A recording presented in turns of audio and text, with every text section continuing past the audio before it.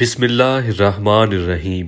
آپ جانتے ہیں کہ سونا اور جاگنا دو الگ الگ عمل ہیں اور یہ دونوں عمل ہماری زندگی سے جڑے ہوئے ہیں۔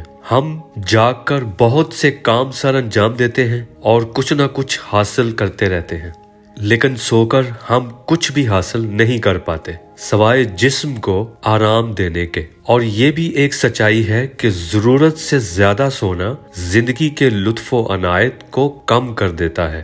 ایسے میں کیا نیند کو زندگی کا حصہ سمجھا جائے یا پھر نہیں؟ بظاہر اس سوال کا سمجھ آنے والا آسان جواب اتنا بھی آسان نہیں۔ آئیے قرآن سے حقائق جانتے ہیں۔ اللہ پاک نے اس آیت میں فرمایا ہے کہ اس نے تمہارے لیے اپنے فضل و کرم سے دن اور رات مقرر کر دیے ہیں تاکہ تم رات کو آرام کرو اور دن کو اس کی بھیجی ہوئی روزی تلاش کرو۔ اس آیت میں جسم کو آرام دینے کی طرف اشارہ ہے، روح کی طرف اشارہ نہیں، کیونکہ در حقیقت نیند کے عالم میں انسان کی روح جسم سے نکال لی جاتی ہے۔ کیوں نکال لی جاتی ہے؟ اس کا ایک اشارہ اس آیت میں بتا دیا گیا ہے۔ اور اس حالت میں انسان کا لطیفہ نفس بھی نہیں سوتا۔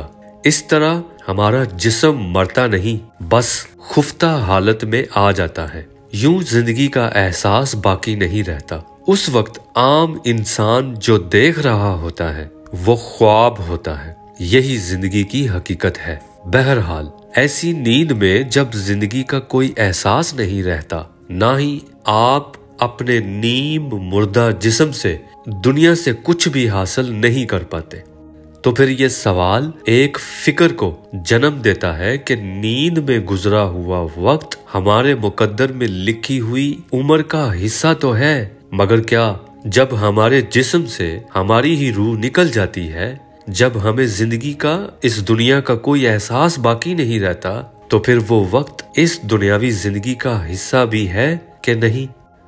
مگر ذرا ٹھہرے، جب کسی مومن کے قلبی لطائف بیدار ہو جاتے ہیں تو اللہ پاک انہیں اپنا نور عطا کر دیتا ہے، جس سے وہ اپنی فطرت میں بحال ہو کر ذکر الہی میں دن رات مسلسل مشغول رہتے ہیں۔ ان کو نیند نہیں آتی، وہ جب چاہیں ساتوں آسمانوں اور زمین کے تازہ حقائق جانتے رہتے ہیں۔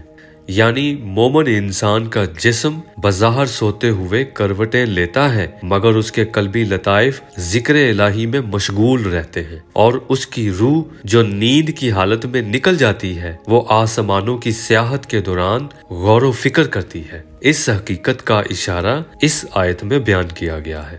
قصہ مختصر، ایک مومن انسان کا جسم سوتا ہے مگر اس کا پاک اور منور باطن کبھی نہیں سوتا، یعنی اس کی نیند بھی اس کی زندگی کا حصہ ہوتی ہے، کیونکہ وہ مومن سوتے ہوئے بھی اللہ کی بندگی کرتے ہوئے فضل الہی، نیکیاں، ثواب اور جلوہ الہی کی وہ روحانی سوغاتیں سمیٹ رہا ہوتا ہے جن سے عام مسلمان محروم رہتا ہے۔